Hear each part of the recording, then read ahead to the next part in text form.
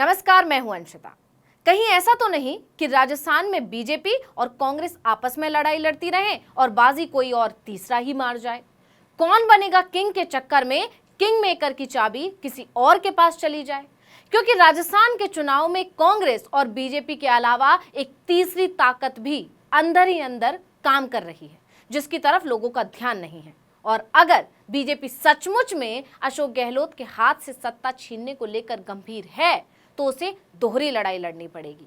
उसे सिर्फ कांग्रेस से ही मुकाबला नहीं करना है, बल्कि थर्ड फ्रंट भी उसके लिए बड़ी चुनौती बनता नजर आ रहा है। 200 विधानसभा सीटों वाले राजस्थान में अभी कांग्रेस की सरकार है। हालांकि दूसरे राज्यों की तरह बीजेपी ने यहां भी सेंधमारी की कोशिश की, लेकिन उसे सफलता नहीं मिली। इसलिए कांग्रेस और बीजेपी को ही मुख्य मुकाबले में देखा जा रहा है। इसकी वजह राज्य का 30 सालों का इतिहास भी है। यहां कांग्रेस और बीजेपी के अलावा किसी और दल की सरकार कभी नहीं बनी। एक बार कांग्रेस, एक बार बीजेपी। इसलिए बीजेपी को लगता है कि मुकाबला आसान है, लेकिन राजनीति के जानकारों का दावा है कि इस बार बीजेपी का खेल बिगड़ सकता है, क्योंकि मुकाबले में कोई और भी है। बीजेपी और कांग्रेस के अलावा राजस्थान चुनाव में 5 और दल अपनी अपनी ताल ठोक रहे हैं। आम आदमी पार्टी, बीएसपी, आरएलपी, भारतीय आदिवासी पार्टी, माकपा और एआईएमआईएम जैसी पार्टियों के नेता तो 100 से ज्यादा सीटों पर टक्कर बता रहे हैं। राजनीति के जानकार इन्हीं दलों को थर्ड फ्रंट बता रहे हैं। इन दलों का दावा है कि राज्य की जनता कांग्रेस और बीजेपी को सत्ता में देख देख कर तंग आ गई है, इसलिए इस बार राज्य में कुछ बदलाव होगा। अब इन दावों में कितनी सच्चाई है, इसके लिए यह जानना होगा कि पिछले चुनावों में इन दलों का प्रदर्शन कैसा रहा था और इस बार इनकी तैयारी क्या है, इनके मुद्दे क्या हैं, जिनके सहारे ये राज्य की 2 बड़ी पार्टियों और खासकर बीजेपी को चुनौती दे रहे हैं। तो चलिए सबसे पहले बात करते हैं आरएलपी की, क्योंकि पिछले चुनाव में इस दल ने बीजेपी को अपना समर्थन दिया था, लेकिन इस बार ये बीजेपी के खिलाफ मैदान में है। पिछले दिनों राष्ट्रीय लोकतांत्रिक पार्टी की सुप्रीमो और नागौर सांसद हनुमान बेनीवाल ने राजस्थान में मोदी की यात्राओं को लेकर कहा था कि मोदी जी आरएलपी के डर से बार बार राजस्थान आ रहे हैं। ये बीजेपी के लिए बड़ी मुश्किल खड़ी कर सकती है। इसकी एक वजह यह भी है कि बेनीवाल किसान नेता हैं और वो किसानों से जुड़े मुद्दे ही प्रमुखता से उठाते हैं। किसान बीजेपी से नाराज चल ही रहे हैं, तो इसका फायदा आरएलपी को मिल सकता है। बेनीवाल ने 2018 में अपनी पार्टी बनाई थी और 58 सीटों पर चुनाव लड़ा था, जिसमें से 3 जीती थी। इसके अलावा 7 सीटों पर पार्टी के प्रत्याशी दूसरे स्थान पर रहे थे। पार्टी का कहना है कि या तो किसी दूसरे दल से गठबंधन करेगी या फिर सभी 200 सीटों पर चुनाव लड़ेगी। पार्टी का यह भी दावा है कि लगभग 55 सीटें ऐसी हैं जहां आरएलपी की मजबूत तैयारी है। इनमें खास तौर से पश्चिमी राजस्थान की सीटें हैं। आरएलपी का फोकस खास तौर पर जाट बाहुल्य सीटों पर है। जाट बाहुल्य इलाकों में पार्टी अच्छा प्रदर्शन करती आई है। जाट समुदाय की बात करें तो राज्य के 4 करोड़ 76 लाख मतदाताओं में से लगभग 10% जाट हैं। जाटों के साथ बेनीवाल दलित सीटों पर भी फोकस कर रहे हैं।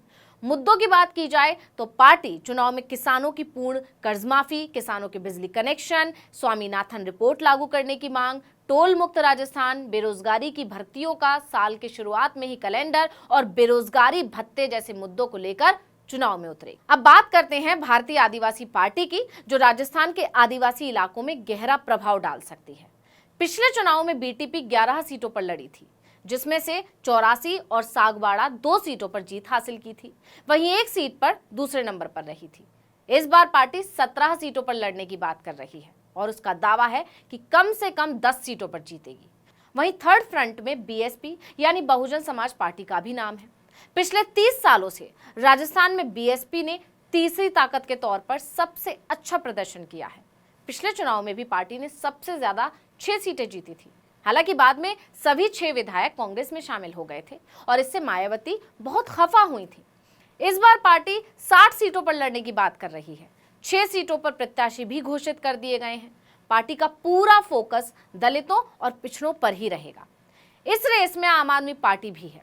राज्य में आपका दूसरा चुनाव है। पहले इसने 140 सीटों पर चुनाव लड़ा था, लेकिन इस बार सभी 200 सीटों पर लड़ने की बात कर रही है।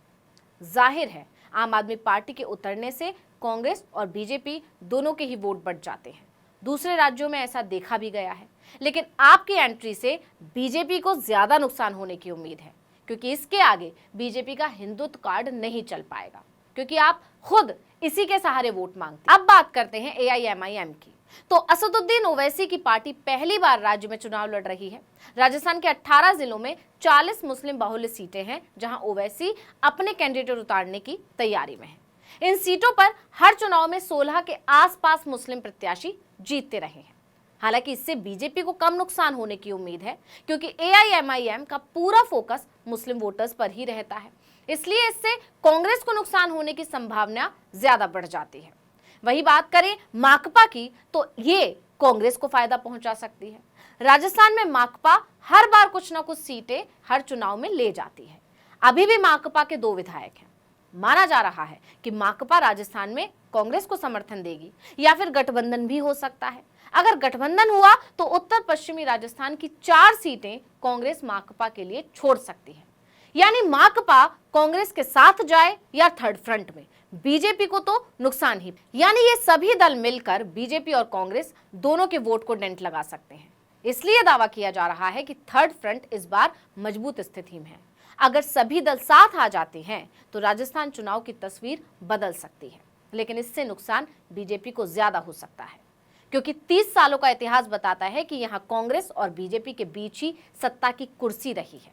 ऐसे में इस बार बीजेपी अपनी मजबूत दावेदारी मानकर चल रही है, लेकिन बीजेपी के अंदर ही खेमेबाजी से पार्टी की स्थिति कमजोर है। पार्टी 2 धड़ों में बटी हुई है। वसुंधरा राजे की नाराजगी पहले ही पार्टी के लिए मुसीबत बनी हुई है।